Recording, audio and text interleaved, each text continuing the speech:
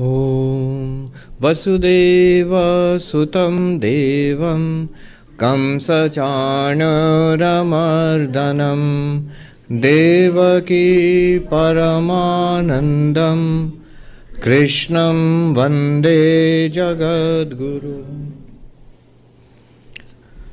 So we are studying the 12th chapter, Bhakti Yoga, 12th chapter of the Bhagavad Gita, and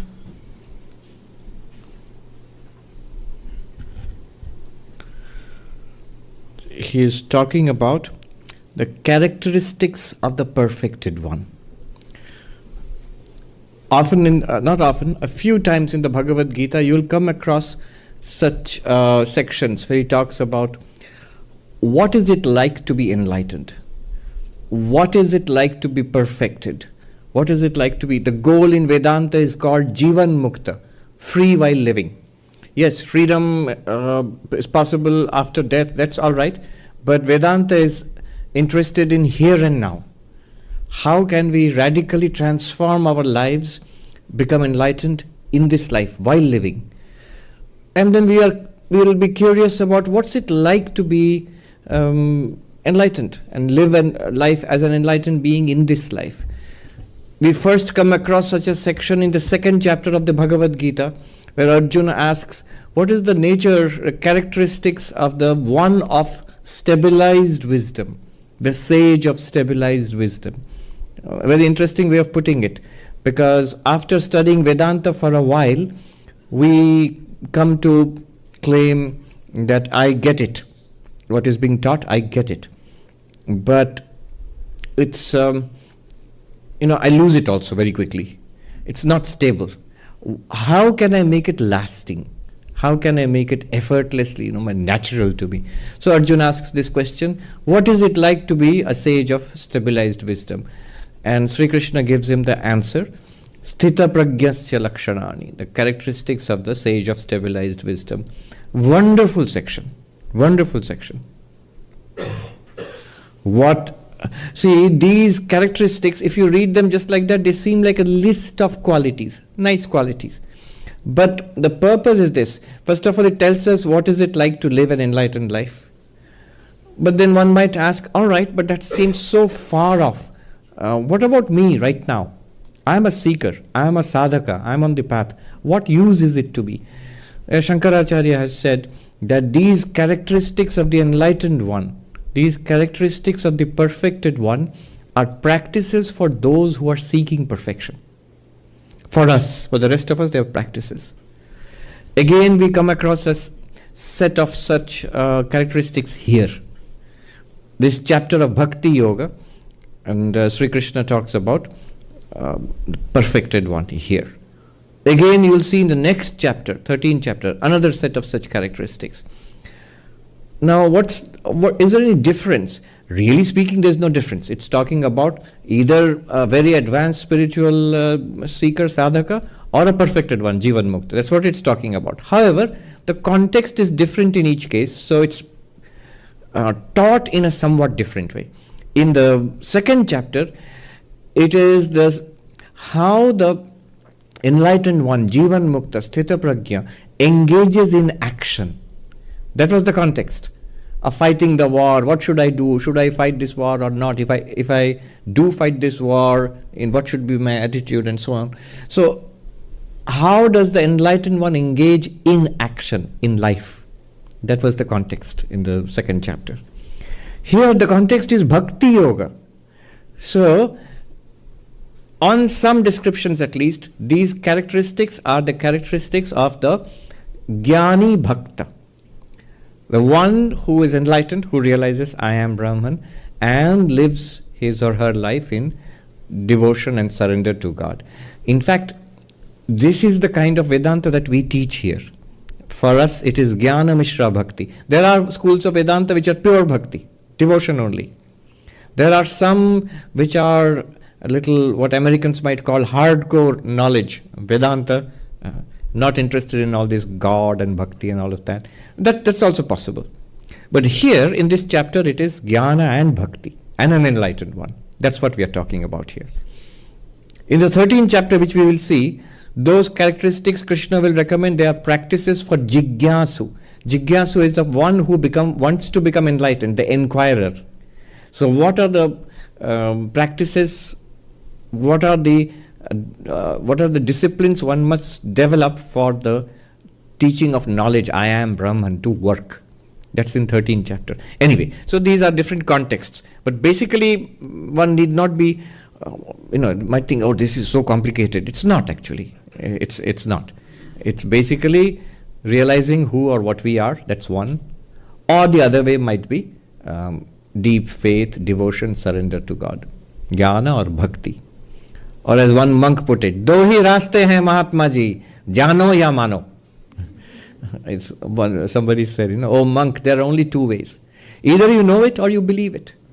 The path of belief, faith, is bhakti, devotion. And that's mostly all of religion. Theistic religion is like that. But there are paths.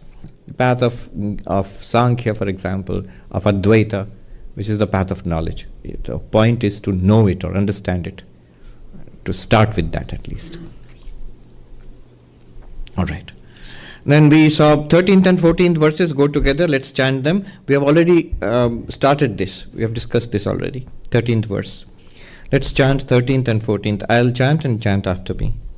Adveṣṭā sarvabhūtānāṃ, adveṣṭā sarvabhūtānāṃ, maitraḥ karuṇa evaca, maitraḥ karuṇa evaca, nirmamo nirahaṅkāraḥ, nirmamo nirahaṅkāraḥ, samaduḥkhasukhaḥ kṣamī,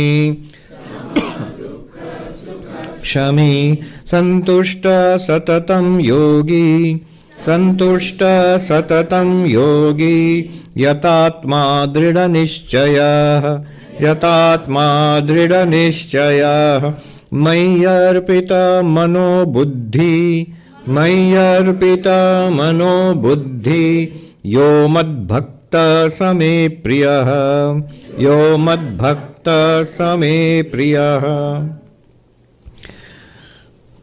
If you see the characteristics, non-envious, friendly, compassionate towards all beings, free from ideas of possession and ego consciousness, sympathetic in pain and pleasure, forgiving, always contented, contemplative, self-controlled, of firm conviction with his mind and intellect dedicated to me. Such a devotee of mine is dear to me. Alright, so here we had seen adveṣṭā sarvabhūtānāṃ, having no enmity, no hatred, nothing against anybody. And maitraḥ, friendliness for those who are happy and doing well. You're a well-wisher for everybody. Karuṇa, for those who are suffering and in sorrow, struggling. Then we had seen these things last time. Next comes nirmamo nirahaṅkāraḥ, samaduḥkhasukhaḥ kṣamī. Nirmama, not mine. Nirahaṅkāraḥ, not I. So what is this not mine, not I? What binds us to this world is I and mine. If you want to put it in brief, what binds us to samsara and what makes us suffer is this I and mine. Swami Vivekananda says, thine only is the hand that holds the rope that drags thee on. Let go thy hold, sannyasi bold. Say Om Tat Sat Om. Let go thy hold, it has to be internal. Yeah. So, let go thy hold, it can be external also. If you want to become a monk, externally also you renounce no connection with the world, no accumulation of money or property, no relationships, no family, and dedicate yourself exclusively to spiritual life. So internally and externally. Or, most people cannot do that. Your circumstance in life does not permit it, or we feel we are not ready for it. And it's not necessary also. Notice, Krishna is telling Arjuna, both are householders. And at no point did he tell Arjuna to stop doing what he was doing. In fact, just the other way around. Arjuna was ready to stop. Krishna told him, don't stop. Keep on doing what you are doing.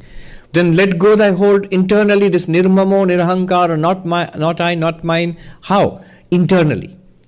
How do you do that? Not mine, my Lord, thine, yours, yours. What binds us is my children, my husband, wife, my parents, my property, my achievements, my Facebook likes, my gadgets, my opinions, even more powerful. Though those opinions are not worth much. You didn't have them a few years ago and you won't have them in a few years hence. Every night you forget them all together completely. Still we hold on to them with such ferocity. We are ready to fight and argue, and even people are ready to murder others for their particular belief systems. So mine, this is mine. This is mine. At the physical level, ownership of things, relationship level, and each level, as it becomes subtler and subtler, it becomes more fierce. Even more than that at the emotional level, feelings. Even more than that at the intellectual level, at opinions, ideas. So this is mine. You might say, what's wrong with that? That's how the world works. Yes, but this is, first of all, this is what ties us to worldliness and suffering.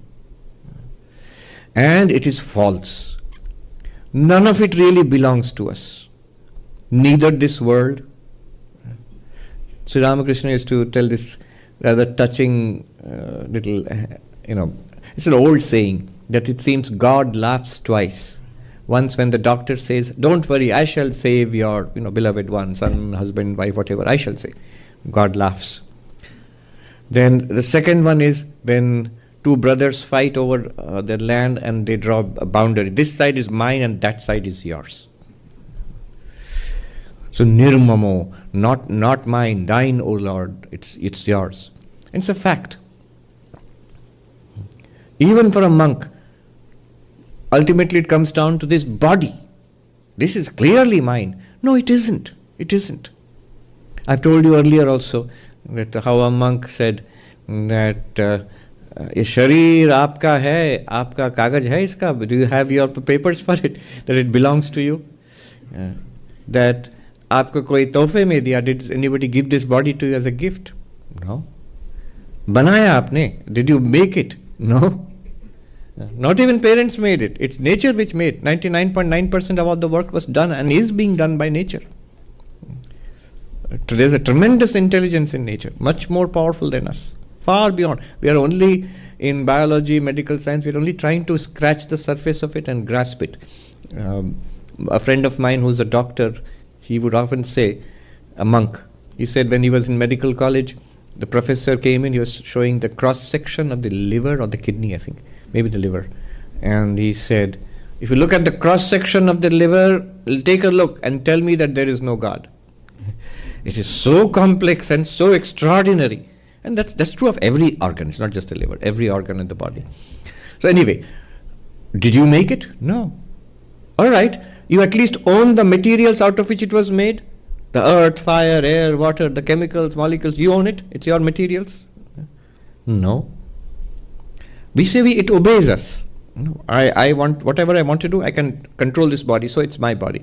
But even that control is entirely dependent on nature. I've said earlier also. You just have to visit a physiotherapy ward and see how in a hospital, how much effort a person, a stroke patient, puts in to raise one limb. Which you are doing effortlessly now. I am doing it. No, you are not. At no point are you doing it. So when I think I'm going to raise my hand, after that, a series of events happens in a split second, which enables me to raise the hand. Electrical impulses in the brain, through the nervous system, coordinating muscles which kick into action, and then skillfully raise the hand. At least I gave the order to raise the hand. No, you didn't.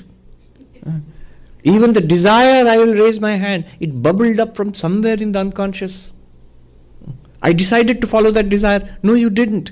There are very creepy, scary neuroscience experiments which are showing that neuroscientists, they can scan your brain and show you that they can predict just before you take a decision. They can predict what decision you're taking because already your brain has taken the decision and then executes it. On the way, it sends you a memo. You, the conscious being, sends you a memo that would you like to take a decision? It's already been taken, by the way. The brain is doing it. It makes you feel that you are doing it. And later on, Krishna will say, in this Bhagavad Gita itself, thousands of years ago, Nature alone does everything in this universe, everything in this body, and the mind also. You are the witness thereof. Prakrityeva karmani kriyamanani sarvasha yapashyati yatātmānam akartāram sapashyati. It says this in the Gita. That's the one verse which has been repeated 3 times in the Gita, in different chapters.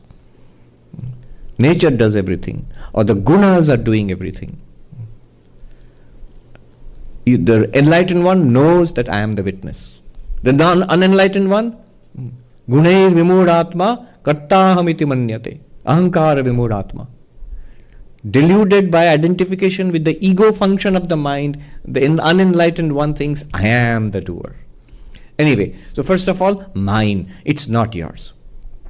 A great sadhu, who among the few I personally feel was an enlightened being whom I've met, to whom all these characteristics actually apply. One of the few. By the way, okay, let me tell you the story and then by the way.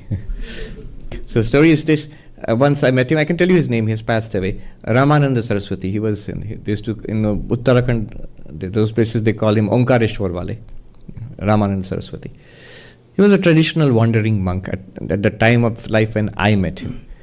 So he said to me directly, this is not one of his talks or anything. I was present in front of me and he was talking to me. He said, "Ye deh Ishwar ka hai, Ishwar ko arpan kar do." He was talking to me as a monk because I don't have anything else. But I do have the body, this life which is connected with this body and these thoughts and feelings, all of these capacities. So it was a chain of teachings. This was one part of it towards the end. What do I do with this now? This belongs to the Lord. You offer it to the Lord. And this offering to the Lord is a continuous process, day to day, action to action, speech, thought, everything offering. And by the way, when I say fully enlightened person, that's one category and that's very rare. As I said, I personally feel I've met just a few in my life. However, that does not mean that a preliminary form of a breakthrough or enlightenment is not possible. That many have. Yeah. Many have. I've even recently met. You will not understand. They seem very ordinary.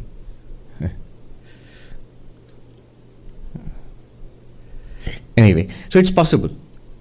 It's possible, even till today, that there are people who make this breakthrough. But that's not the end of the road. They have to continue till they reach this level.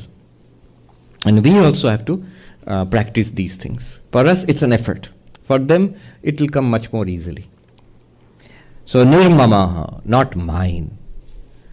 For practical purposes, yes, you will be aware that this is your property, your car, your clothes. Let me tell you a funny story. There was this monk who had this very annoying habit. We at first thought it was an honest mistake because all our clothes look alike. So we see in the monastery, we wash and put it up to dry on clotheslines. But this monk, he would just wear any dress and go home. Until we realized he was doing it on purpose. He just not content. Whatever is available to him, he wears and he goes. It's true. It's all the same. It's all washed clothes, but you still have a feeling of this is mine.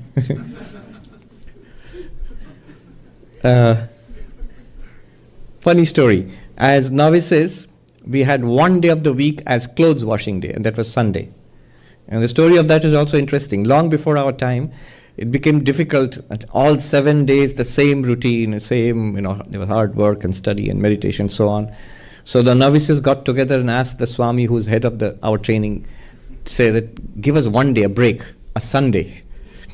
And so the Swami was a very nice person. He went to the General Secretary of the order. At that time it was Swami Madhavanji, who was a particularly strict monk, and said, Swami, for the brahmacharis, one day holiday. What? Sadhu's holiday? Is there a holiday in spiritual life? There can be no holiday in spiritual life. And so this poor Swami, he came back and told the brahmacharis that, see, I'm sorry, I tried, but it's not permitted. Brahmacharis always, younger people are more intelligent. They said, don't put it like that, Swami. You'll never get permission. You'll have to say, we need 1 day for clothes washing and room cleaning. So the Swami went and said, Swami, we need a modification in the weekly schedule. 1 day for clothes washing and room cleaning. I said, yes, of course, that's necessary. All right, go. And that's how we got our Sundays, which continues till today. But Sunday is usually more work than every other day because you have to clean everything, your room, surroundings, and your clothes and everything. Anyway, the story is like this. We had to collect, literally, I've done this, collect firewood and light a fire, then boil water.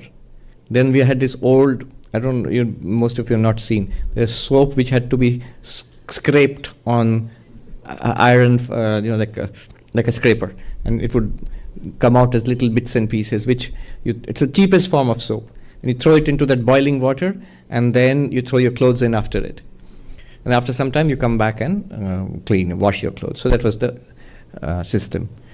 And there was this monk, another brahmachari, who was very intelligent before us. What he would do is, he would wait for everybody to put their clothes in.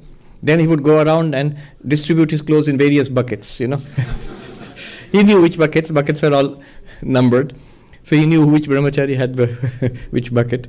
And then the brahmachari would clean their clothes, wash them and put them on the clothesline. Then he would come in the evening and collect his clothes from this. This is a way of avoiding work. Nirmamo, not mine. So not in that sense, yes? So practically you must be very aware of what is, in practical life, what is yours and what you have to take care of, that's all right. But never have a sense of deep possession about it, that it's mine and I must hold on to it. It really isn't a question of monks and householders. It's not a question of how much you have or how less you have. The famous story of Shukadeva and King Janaka is there. Both were enlightened, great, or at least great spiritual masters. Shukadeva is the example of the paragon of renunciation in the scriptures. He had literally nothing in the world except his pair of loincloths and nothing else. And he would come and talk about Vedanta to the great emperor Janaka, and they would have discussions on Vedanta philosophy. And the emperor was an emperor. He had an empire to run. Now, one day there was, when they were discussing philosophy, some news came. There's a fire in that quarter of the city. And Shukadeva stood up. What? That particular part of the city? They said, yes. He got agitated. The emperor didn't. And he was off like an arrow, Shukadeva. And the emperor, of course, gave orders what to do and all that. After some time, the sage came back, panting and red in the face. The emperor said, what's up? Where did you go, revered sir? He said, oh, it's all right. No, but where did you go? You see, before coming here, I had washed my other loincloth and put it on a tree. And it's in that quarter of the city. So I thought it might be burned. He's racing off to save his one loincloth. Then Raja Janaka, the emperor, apparently said this, Mithilayam pradigdhayam name dahati kinchana. He says, if the city of Mithila itself were to burn down, nothing of mine would be touched. That does not mean like Nero fiddling, while Rome burns. Not like that. He did what he was doing. What he was supposed to do, he did it. But he doesn't have a sense of ownership, though he owns an empire. And the monk has a sense of ownership, although he owns just a change of loincloths. Yes. Nirmamo. Then nirahaṅkāraḥ. Ego, this ghost. So this is the real barrier in spiritual life. You are limitless existence, consciousness, bliss. But you feel so limited, this little person, that's all I am. When I hear that I'm limitless awareness, I just feel, that's theoretical, that would be very nice, but I don't feel it. The enlightened ones assure us, Vedanta assures us, this is true right now, but we don't see it. Why don't we see it? It's because the veil of the ego is there. What do you mean by the veil of the ego? It's precisely this I feeling. I am this person. So I am this I feeling. The I which is associated with this body mind. This is called ego. And I think I am that. That's all I am. Who am I? I am this person. I say I. And if you want more details, I am this person. I can give you a whole story about myself. I can describe myself. This is my CV. This is my personal history. So this I, and this I is ego. It's a function of the mind. In Vedanta, it is defined. What is an ego? Ahaṅkāra, it says that it's the appropriating function. Abhimanatmika antakarana vritti. That which says, my thought, my ideas, my hunger, my illness or my health, my friends, and so on. I and mine, this is a function of the mind. And why does this, is this function there? Without that, we would not be able to work as an integrated individual. All it does is makes you an individual person. But in our case, it's a sick ego. It's a herniated ego. It has expanded its ambitions, connected with the impurities of the mind, the desires of the mind, personal projects, all of this, the ego, the I, and all of it exists for the glorification of this little ego. It's like a ghost. It's the core of our spiritual problems. Egotistic, we say. Egotism. Our worldly problems also, our spiritual problems also. That ego. In Bengali, Sri Ramakrishna said, Ami molle gujibe janjal. When the I is, the ego is dead, the janjal is rubbish. All the rubbish, then you have gotten rid of the rubbish. When the ego is gone, you see God. Or in Vedantic sense, you realize who you are, that limitless awareness. Now remember, ego is gone doesn't mean that the enlightened one doesn't feel the I. It does feel the I. Just like the mind is working, it has memory, it has intellect, all these qualities of the mind, all these functions of the mind. Ego is one more function of the mind. Enlightened one also has that ego, but doesn't think I am the ego. Doesn't think I am the ego. Try this experiment. I mentioned it earlier to you. We will locate the ego. Okay. So become aware of the sense of I. I am sitting here. I am listening to this guy in orange. I. Now the question is, locate the I. So you're sitting. Now if I ask you physically, locate the I. Is this I means the vertical I, not the EYE. So the I, is it here below the waist or above the waist somewhere? If you physically were asked, where do you feel the I? I think almost all of us would say I feel it above the waist. It's a rare, peculiar individual who will say it's in my knee. Although if you have knee pain, most people would say it's in my knee. So it's above the waist. All right. Now draw a line around your chest, just like this, parallel to the floor. And let me ask you the question. The sense of the I, is it above this line or below this line? Just feel it. Not even theoretical, just feel it. You feel, yeah, I feel here somewhere. If you force me, I'm saying here. If I say I'm here, it seems odd. So it's above. Some will say it's a chest.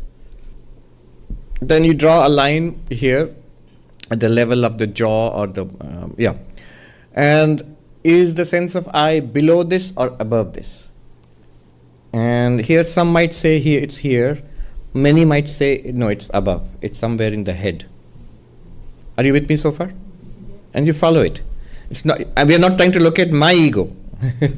You're trying to everybody's trying to look at their own ego. It's above in the head somewhere. Now, draw two lines like this.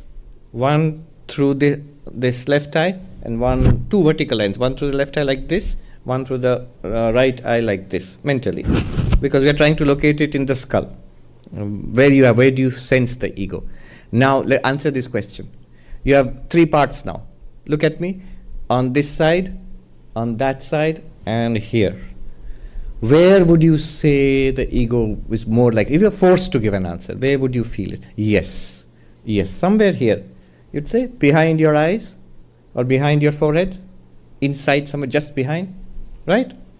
Are you with me? Do you understand what's going on? It's nothing very sophisticated. It's just an exercise in feeling. And all of this it's very natural.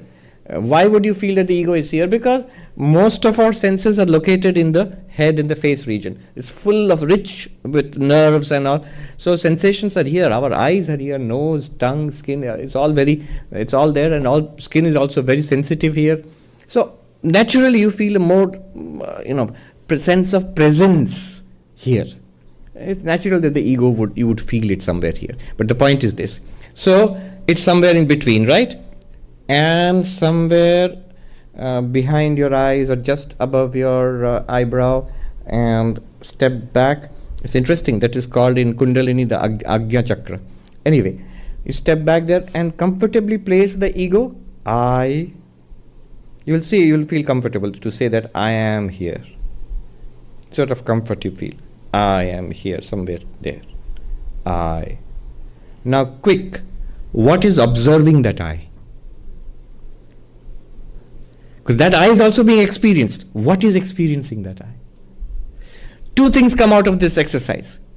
If you can place the I here, it's clearly an object. And you are something more than the I, because you are seeing it as an object. Just as you see this hand, just as you see the breath coming in and experience the breath coming in and going out, just as you experience a thought and a feeling in the mind, so you are experiencing the ego. What is that you? Clearly it is, and it's aware. Yes, Sakshi Chaitanya, yes. So that can never be objectified, by the way. If you try to objectify it, it's still some figment, some imagination or some kind of thought. So that's the ego. Notice, the ego is a thing. And the enlightened one sees the ego as a thing. Nirahaṅkāraḥ. Enlightened one, this jnani bhakta, does not operate in the ego mode, does not operate from there. Operates as the witness consciousness or operates as the devotee of the Lord. The ego is attenuated. Either like Hanuman, you become vast. The story of Hanuman is there, who jumped across the ocean. So you become vast, or you become tiny. In either case, you will escape the net of the ego. You become vaster than the ego, or you fade away. The ego cannot catch you. Hold on to the question. Now, one more thing. Someone might say, so I and mine, nirmamo, nirahaṅkāraḥ. So if the ego is the problem, why not straight go to the ego and deal with it, that I am not the ego. There are two ways of dealing with it. I am not the ego, I am the witness of the ego, says who? The jnani, the enlightened one, the one on the path of knowledge. Shankaracharya, notice what he sings. Mano buddhyahaṅkāra chittani naham na cha shrotra jivve na cha ghrana netre na cha vyoma bhumir na tejo na vayu chidananda rupa shivoham shivoham. Chidananda rupa shivoham. I am of the nature of Shiva, consciousness, bliss. But before that he has said mano buddhi ahankar, mano buddhi ahankara chittani naham. I am not mind, I am not intellect, I am not the chitta memory, but I am not the ego. Ahankara na aham in Sanskrit. What does it mean? I am not the ego. Or literally it means I am not the I. That's self-contradictory. I am not I. But what it means is exactly what you experienced now. I am the witness of the ego. I am the light which illuminates the ego. If you are, the ego can function. Without you, ego cannot function. Ego cannot exist independently. It's a wave in the ocean that you are. It arises from you. And it's a nice instrument because you need it for operating this body-mind. So the jnani, the enlightened, the one on the path of knowledge will say, I am the witness of the ego. But the devotee, that also you can do. I am nothing, you are all, my Lord. The devotee makes himself small. Girish Ghosh said that the two people easily escaped the net of Maya. Vivekananda made himself so big, bigger and bigger and bigger, till the net of Maya was unable to hold him. And Nag Mahashaya, one of the disciples of Sri Ramakrishna, whose life is an extraordinary thing, his householder, he was in Bangladesh, Deobhog. So he made himself smaller and smaller and smaller.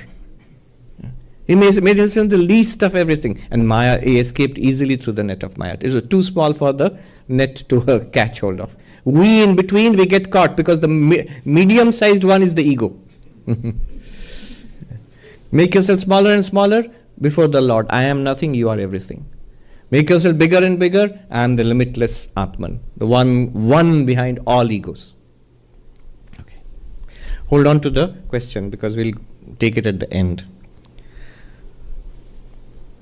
Now, if you have this nirmamo, nirahaṅkāraḥ, so why not go straight and make yourself egoless, transcend the ego? You cannot. The ego is well armored by the mind. This I and mine, you cannot tackle the I directly. It is armored by the mind. So first of all, we must get rid of the shell that protects the ego, which is the mind.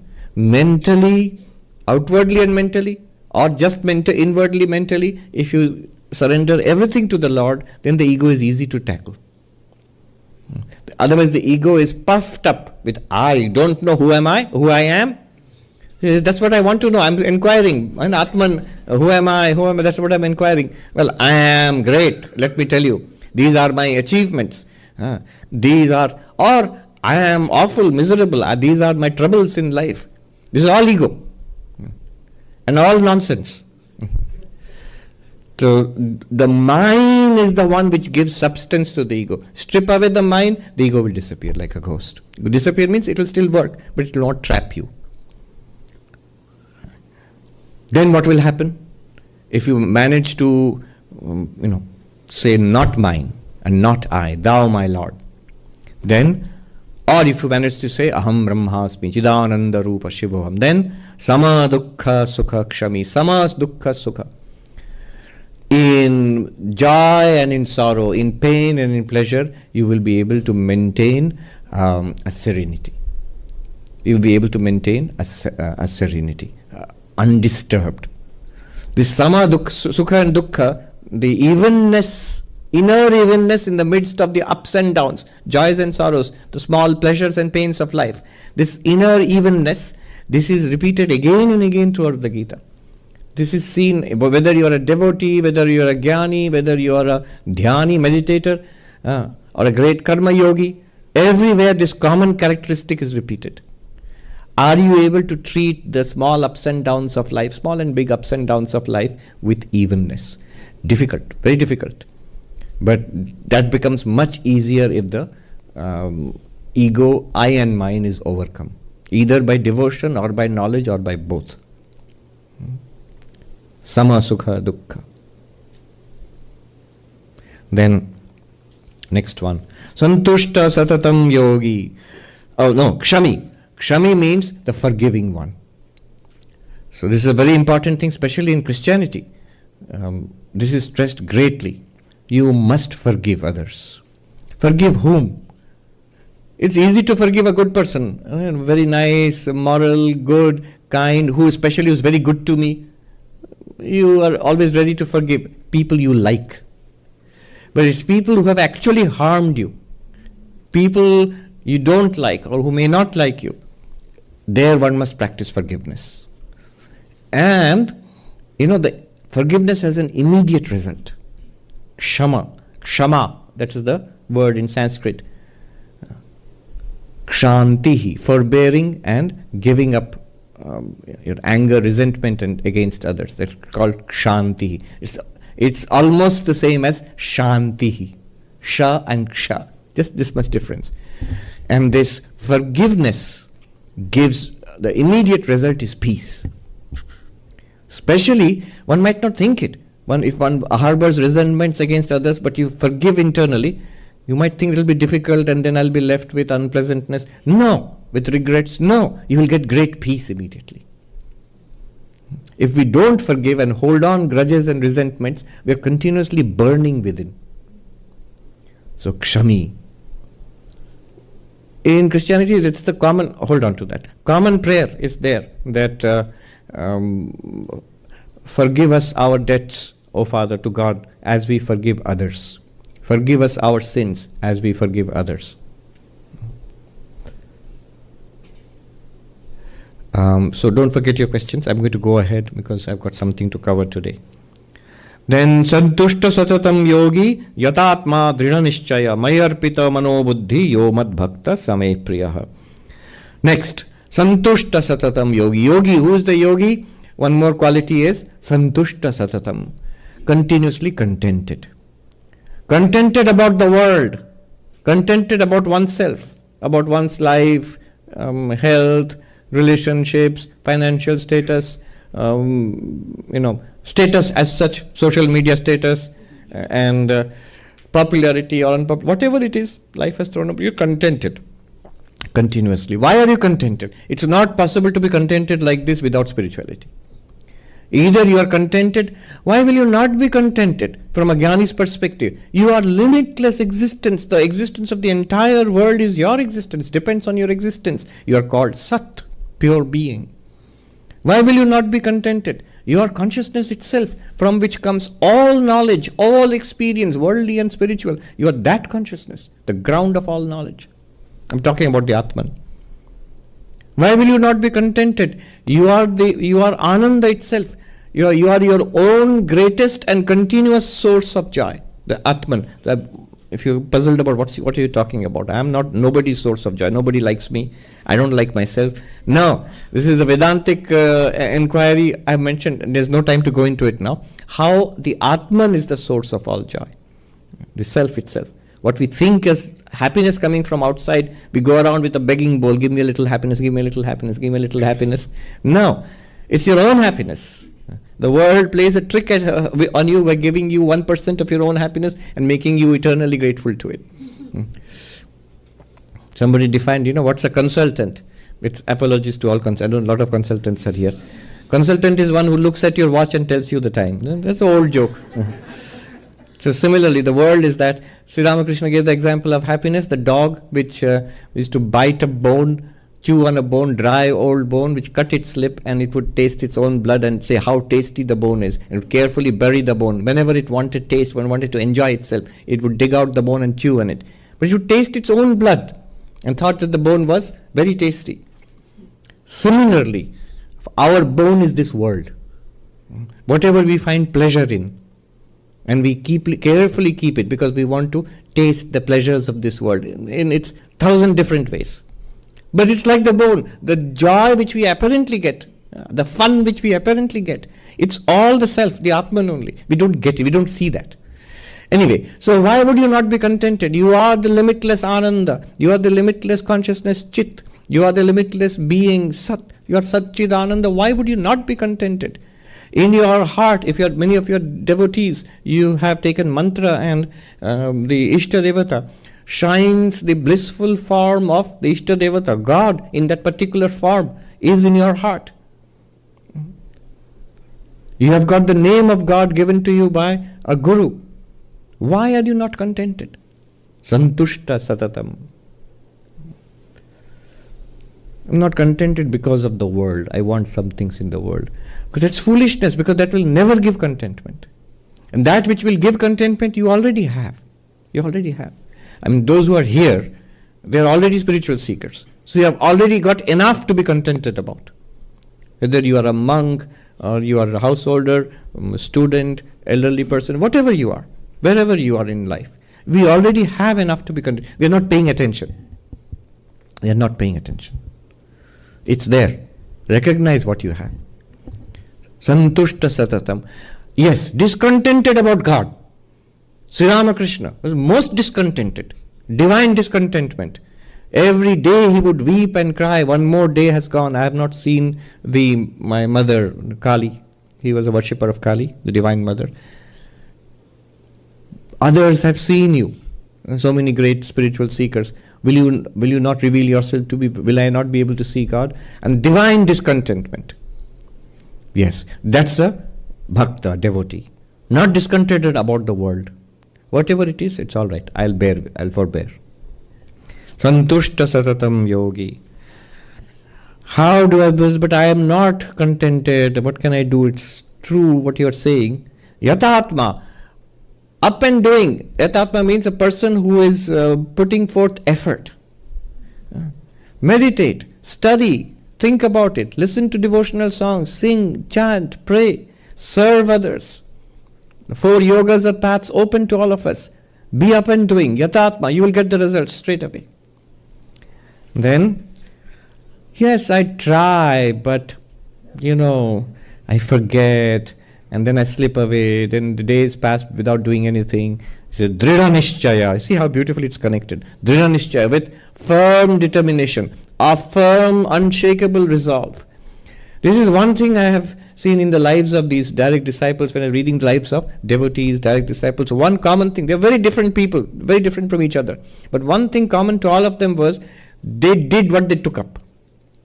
And that, I think, is common not only to sages and saints, it's common to anybody who's achieved anything great in life. The ability to take up something and finish it. Often there are very talented people in the world, very talented, very intelligent, but you'll notice a characteristic is restlessness. They enthusiastically take up something and then drop it and take up it. But the thing is, they take up with great enthusiasm. See, there are people who have no enthusiasm at all. That's tamasic. Not interested. So that's tamasic. Always face like an owl. Not interested in anything. Never, not willing. Too much trouble. Too much trouble. I'd rather take a nap. So that's tamasic. Now there are some people who are enthusiastic, really enthusiastic. But the problem is they're enthusiastic about something every 3 days, something different. To accomplish anything in life, you need to hold on to what you're enthusiastic about for some time at least. Whatever it is. If you want a degree, you want to learn how to play the guitar, you want to learn programming, you want to meditate, of course, you want to cultivate devotion for the Lord in your heart, whatever it is, one needs to hold on to it with determination for some time. dṛḍhaniścayaḥ. Focus, hold on to one thing at a time and intensely for some time. This person, what's his name? Malcolm Gladwell, I think. The 10K rule, it has been disputed, but still the principle is understood. That to master, to master any skill or subject, you need to put in 10,000 hours of work and in a concentrated way. You can't do it 10,000 hours over 50 years. Little bit today, little bit after 1 month. Not like that. It has to be done intensively every day. Something every day. Whether it is painting, writing, computer programming, whatever it is, sports. So, and anybody in any of these skills or professions, they know this. They know. Anybody who's achieved anything, they have put in a lot of hard work intensively. So much so also for spiritual life. Sri Ramakrishna used to say, Madate bhav, he used to say, this relaxed, yes, I just do a little bit of prayer and meditation and slowly it will, big ditch in front of me, I will cross it in little steps. No, you'll fall into the ditch. You have to put forth a big effort. dṛḍhaniścayaḥ. And finally he concludes with mayyarpitamanobuddhiryo madbhaktaḥ same priyaḥ. That devotee is dear to me with all these qualities. And he says, whose mind and intellect are settled in me, given to me. Notice how he circles back to where he started. In the 8th verse, he says, characteristics of the person who attains to God through devotion. 8th verse, mayyeva manādhatsva mayi buddhim niveshaya. Give your mind to me, give your intellect to me, and you will dwell in me for certain. There's no doubt about it. Here, after going through all this, he's back to that again. Give your mind to me, give your intellect to me. Such a devotee is dear to me. Now, I wanted to come to this verse, but I'll make a beginning at least. Next one is a very interesting and for me, it's one of my favorite verses. I'll tell you why. Please repeat after me. Yasmano dvijate loko, yasmano dvijate loko, lokano dvijate chaya, lokana dvijate chaya, harshamarsha bhayodvegair, harshamarsha bhayodvegair, mukto yasa cha me priyaḥ, mukto yasa cha me priyaḥ. From whom the world gets no trouble and who gets no trouble from the world, who is free from elation, jealousy, fear and anxiety, he is dear to me. So one way of putting this is, from whom the world is not disturbed. That's who doesn't disturb the world, and who is not disturbed by the world. It works in two different ways. When it comes to the world not being disturbed by you, you have to take care not to do anything to disturb the world. And the opposite is not true. It's not that the world has to take care not to do nothing to disturb you. The world can do anything, but you have to adjust yourself so that you are not disturbed by the world. So, asman no dvijate, disturbance, anxiety, agitation. You do not cause anxiety, agitation, upset. As a devotee, as a jnani bhakta, the devotee on the path of knowledge and love, we have to take care not to upset the world. Second, also not be upset by the world ourselves. And then free of elation, unnecessary elation, excitement, and then free of jealousy, that's one meaning, but we'll see. And free of fear, so not anxious or not disturbed because of these things. One who's free of these things, such a devotee is, bhakta is dear to me. That's what Krishna says. Now, the reason this verse is dear to me is, it's stuck in my memory, is that when I became a monk about 30 years back, the monastery where I joined, we had this practice. The head of our monastery gave us the newcomers. We were given this practice. So one of the things we had to do was to memorize one verse of the Gita every day. So at night, the Swami would walk, and we would walk with him. The youngsters who have just come to become monks, we'd all rush to finish our work, whatever was there, and so that we could go and join him for that nightly walk. And it was where we learned so many things. But first we would have to recite our verse, and each one would be allotted different chapters at different types. So chapter by chapter we would learn the Gita. So we would have to recite the verse and give its meaning in English, Bengali, Hindi, whatever we are comfortable with. Now, among us, there was one monk, one novice, who was a little peculiar.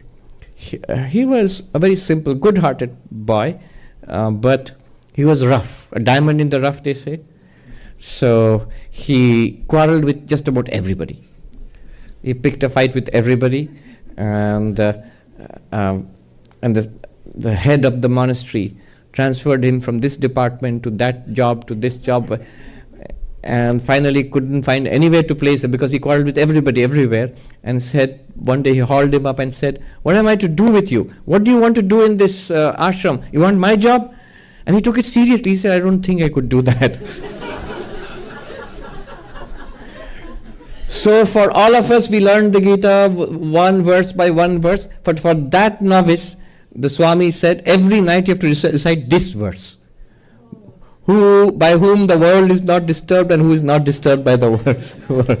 That was his verse, fixed verse, which he had to recite. And so he always had this one verse. I mean, for several months, I think. So that's why I remember this. I hope it helped him. He didn't last. He was expelled. But I heard later that he's still a monk by himself. He's better off by himself, not with so many people. Mm-hmm. All right. I think we can take questions. So I'll explain this verse next time. I just told you the funny story about it, but this verse has a lot which we have to learn from. It's very deep. Many things here. All right, we'll start here with the person who first raised their hand. Somebody here? You've forgotten your question. Somebody? Nobody? You had a question? All right. Can you get the microphone here? Raise your hand so that they can see you. Hi. My question is about when you said when you were trying to locate the ego, and you said it's the witness awareness. It's a witness consciousness. So my question was about like I'm aware of my ego. So is the awareness the ego or no? No.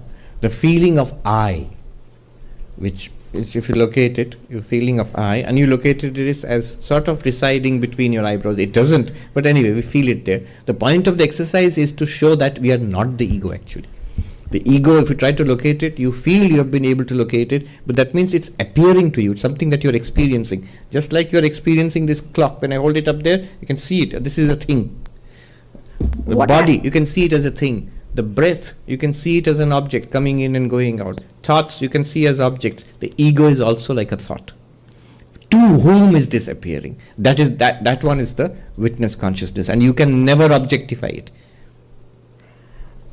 So awareness, that I'm aware that this is where I'm being aware of the world in this location. Yes, that's what we do.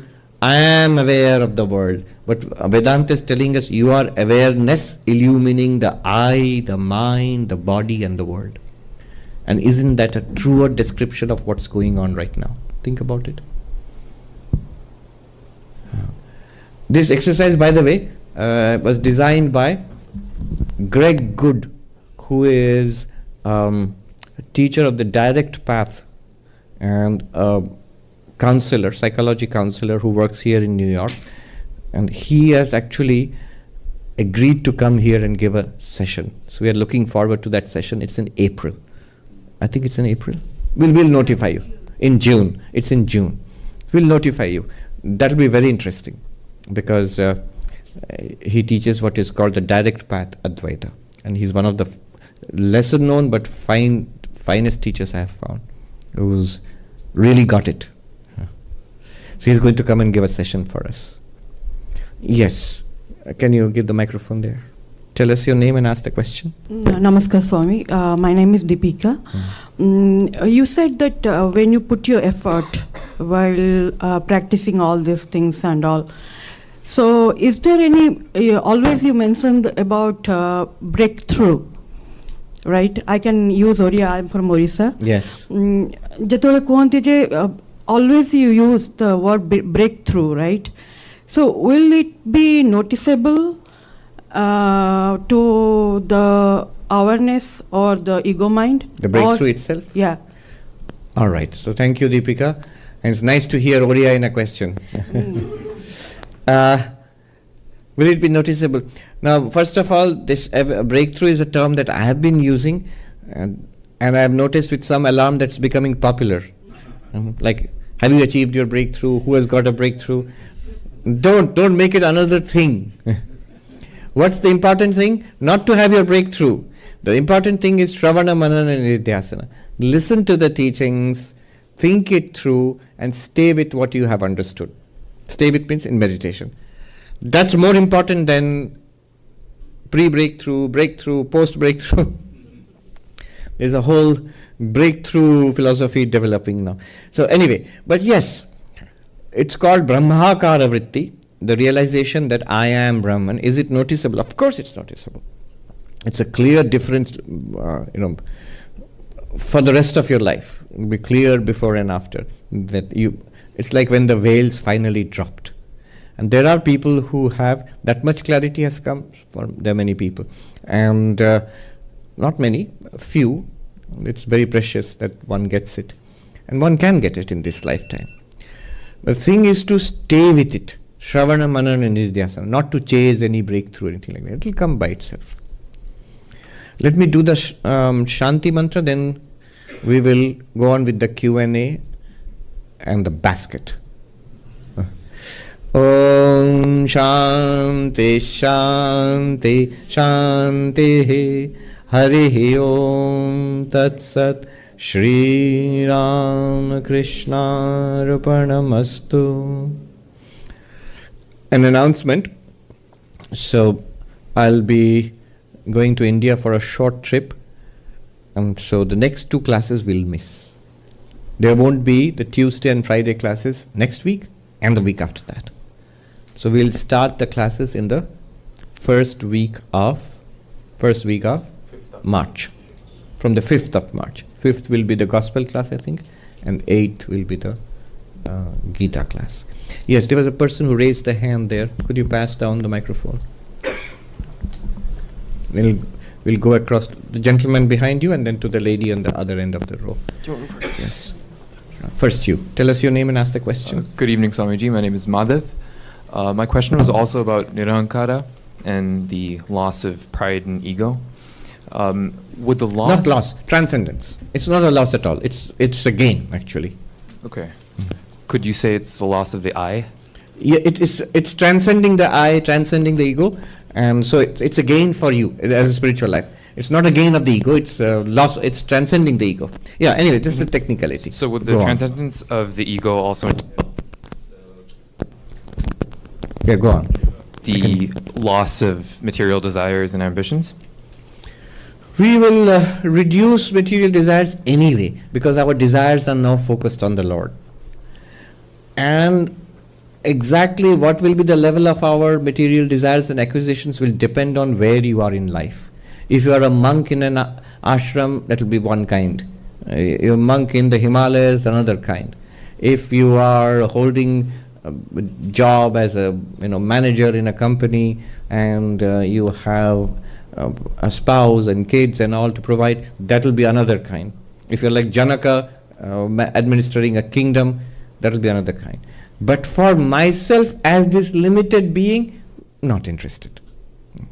I don't see myself pursuing those ends, The taking delight in sense enjoyments. So that no longer should be a project in the world. We realize that will not lead to any kind of deep, lasting fulfillment and happiness. That doesn't mean you can't enjoy your favorite cookie. You can, but don't make it the purpose. Don't live to eat. Eat to live, live to eat, like that. I remember myself when I joined the monastery. I saw in the library. I'm a bit of a bookworm, so I saw in the library where this P.G. Woodhouse, which I loved. So I thought I'd never read one again after becoming a monk. I'd just become a monk. Then I asked a senior monk, "Can I read a P.G. Woodhouse?" I said, yes, you can do whatever you like. But if I find you reading P.G. Woodhouses all day long, there's something wrong. Are you relying on the world to provide you with meaning, fulfillment, joy, real joy? Or are you relying on your spiritual practices, God, or enlightenment, whichever, self-realization? Is your joy in Vedantic inquiry, study, understanding? Is your joy in bhakti? Is your joy in deep inwardness in meditation? Is your joy in selflessly giving and serving others? And those, all of them provide you joy actually. If you try it, even if you think that I'm not interested, if you try it, you will get joy. Easily. And they give a very sattvic joy. So is your joy there or is it in P.G. Woodhouse? Yeah. Yes. Yes. Is the transcendence of the I and pride always a good thing? Is it necessarily a good thing? Yes. Okay. It's a good thing. If you have you can replace it with a higher pride. I am the child of God. Will I behave in this way? Will I live this mean kind of life? Will I be nasty and cruel and devious? No, I am a child of God. That's good. That kind of I. It helps you to transcend a lower I. This is a gentleman behind you. And then you can pass it down in a row. Can I just ask a follow-up question? Yeah, ask me. So, how do you differentiate with what you said, tamasic, like not wanting? I'll repeat the question, yes.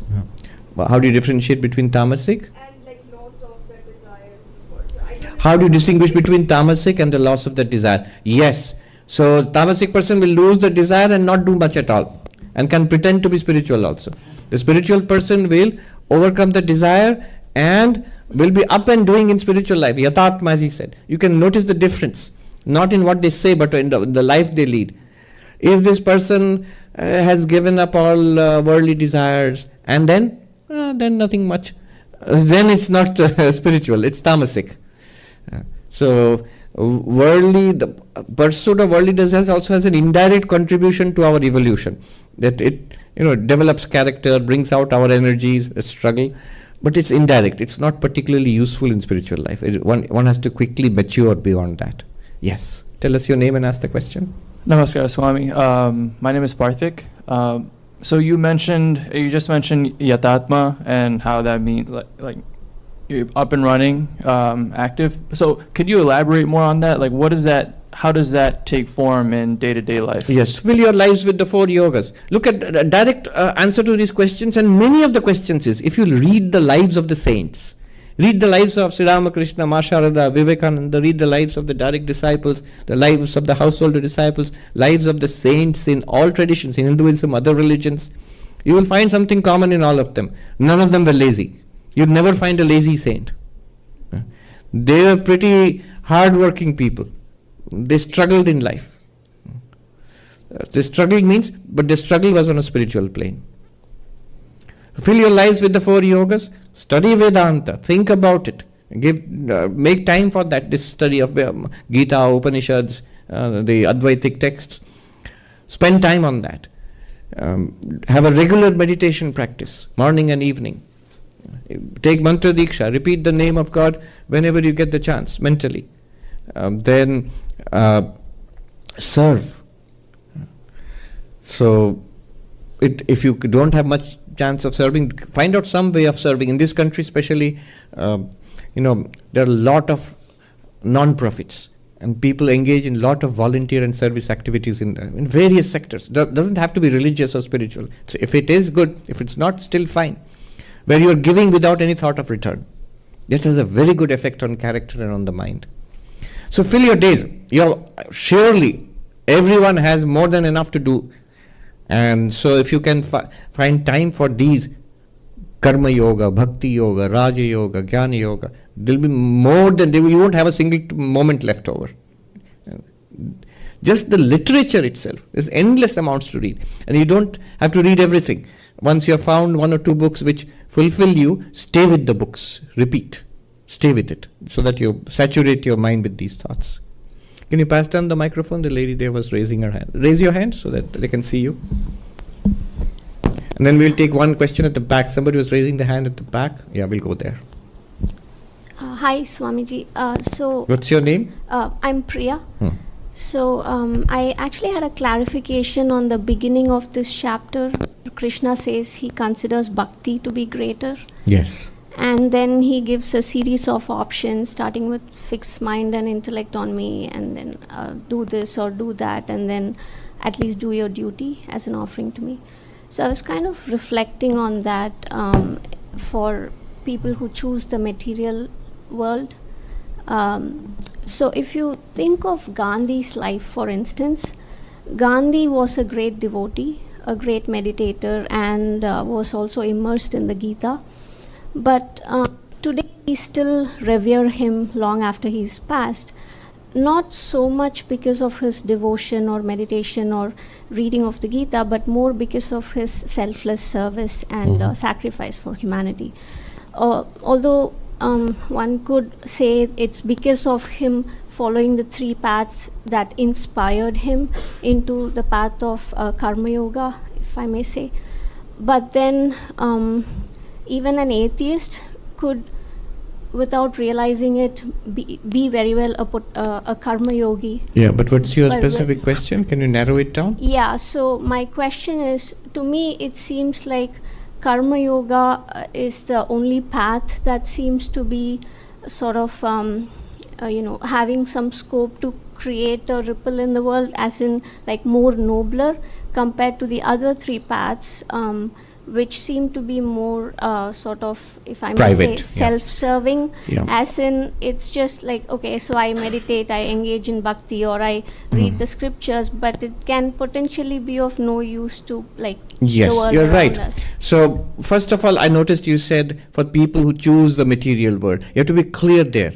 We are talking about God realization, enlightenment, and that itself is of great benefit to the world.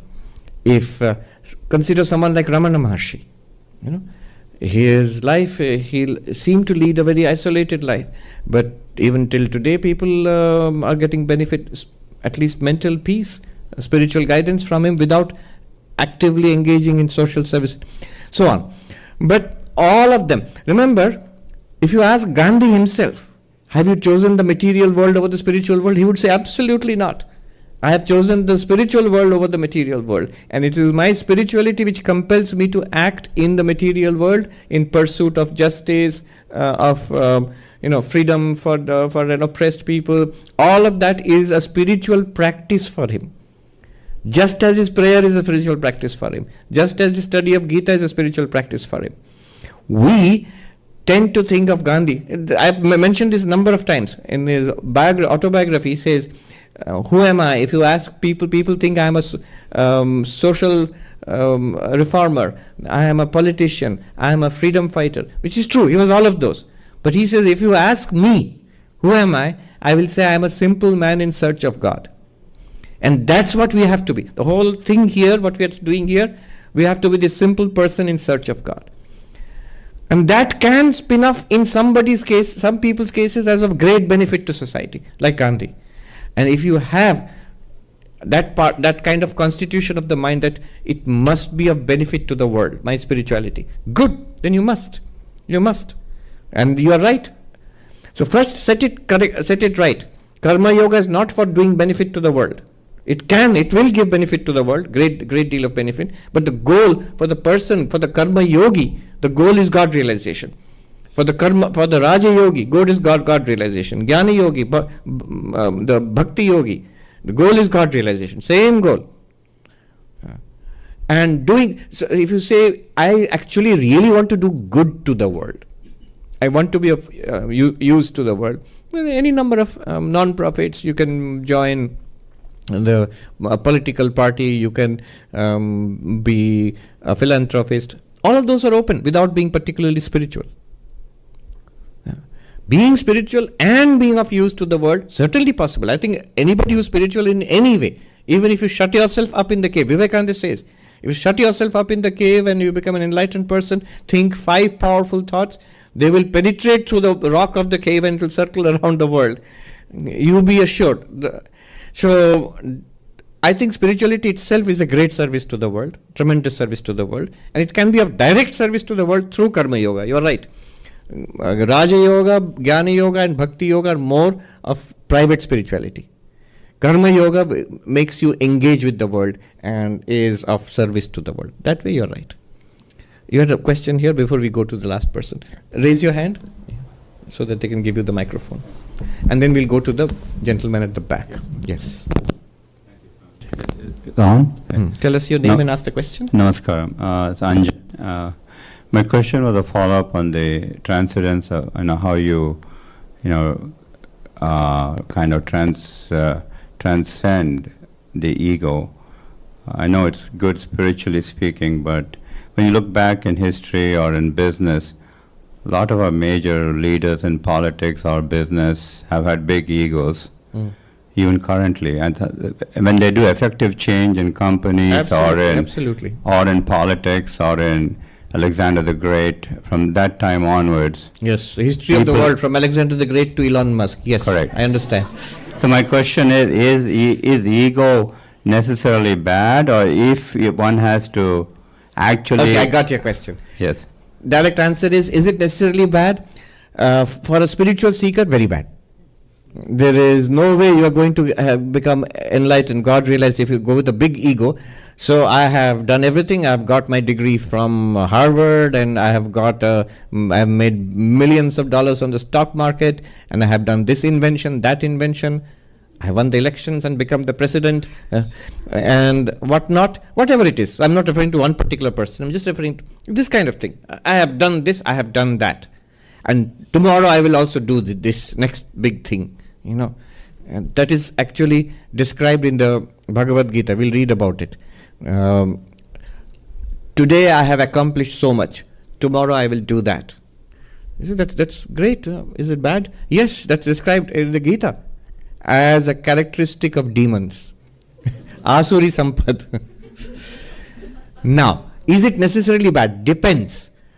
If you're talking about his progress of civilization and world history and all of that, no, then the question becomes wider.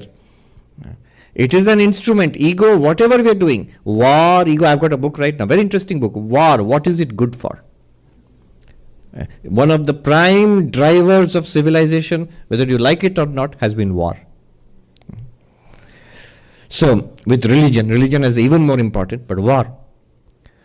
So, in the hands of the Divine Mother who controls the entire universe is also the inflated ego of some talented, powerful, ambitious, energetic people, which drives them on to conquer empires, to accumulate huge amounts of wealth, and to do many things in the world, or to in why just that, in science, in arts. You'll find you think it's only emperors and businessmen or politicians who have egos. You should go to the academia. Towering, ivory tower, towering ego. So those egos are ultimately not useful in spiritual life. But yes, for time being in the Rajasic world, it can lead you to accomplish big things. As far as the world history is concerned, fine. They have, everybody has played their part, including very egotistic, talented, energetic, what we call great people, so-called, quote unquote. Yes, they have also played their part, but not in spiritual life. That person, that egotistic person, very difficult for that person to become spiritual. Not in this lifetime.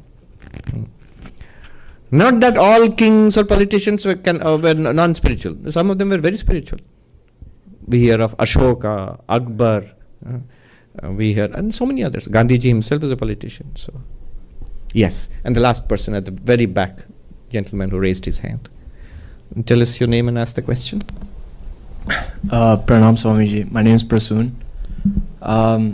In the Vishwarup chapter, we talked about the lack of, or the falseness of free will.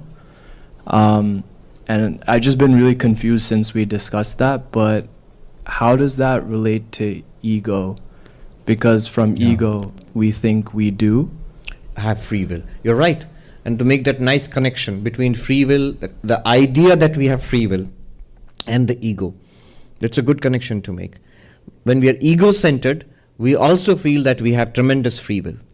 I am able to do these things. And we are uneasy with anything that tends to, diminish our sense of free will. So as far as the world is concerned, achievements in the world are concerned, this is a good combination. An ego with a sense of free will. But as the mind becomes more sensitive, as we turn inwards, as we step back from the ego, we also see a great deal of what we thought was free was not really free. There were more subtle forces at play which enabled us to achieve or do whatever we did, good and bad, both. So in both ways, as a bhakta, as a devotee, we will have this feeling, until we become enlightened, we will have the feeling that I am this person. Now I'm trying to be spiritual, but I am this spiritual person now. And I have free will, I can't deny it. This feeling will be there. But the effort should be to acknowledge that clearly this is all God-given, this world, this body, and whether it is Gita, whether it is neuroscience, all are seeming to tell me that free will might not be all that independent, what I think, all that free. So that effort of surrendering should go on as a bhakta. As a jnani, from the jnani's perspective, I am the witness of the mind and its so-called free will and the ego, all of that clearly is appearing. I don't have to be the witness. I am already the witness. It's all appearing in consciousness and disappearing. And in deep sleep, what happens?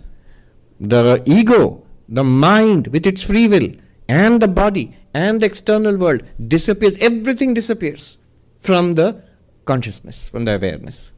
That's the Vedantic understanding of deep sleep. What is the materialistic understanding of deep sleep? It's consciousness which disappears, everything else stays. So that's the difference. Anyway, we will leave it at that. Follow-up question. The effort that a yogi makes, is that also not free will then? As far as spiritual life is concerned, take it for granted. Worldly life and spiritual life, take it for granted. We have some free will. That's how we feel. We can't deny it. Even if you deny it and you agree that this cool philosophy and neuroscience and all of that latest bestsellers on neuroscience are telling me that I have no free will. Even after that, you will feel that you have free will and you will behave accordingly. So in spiritual life, it's good to think about these things. We will continue to feel that we have free will. How do you reconcile the two? I had mentioned it earlier in one article by Arindam Chakravarti. He says the best use of this apparent free will, now you are convinced that it's apparent, I still feel it, but clearly it's apparent, is to acknowledge continuously the apparentness of this free will, that not I but thou. He uses the word namaha. In Sanskrit, namaha means salutation, but he expands it to mean na mama, not mine. Namaha is equal to na mama, not mine. World is not mine, these possessions are not mine, as an internal spiritual attitude. These possessions are not mine, this body is not mine, these people are not mine, it all belongs to the Lord. These senses, these ideas, these thoughts, all of them are given by the Lord. And I will do the best that I can with whatever is given by the Lord in my journey to the Lord. This is the devotee's attitude. Namaha, I salute, is equal to not mine, not mine. It's thine, it's thine. It's a good way to end the class. Thank you so much.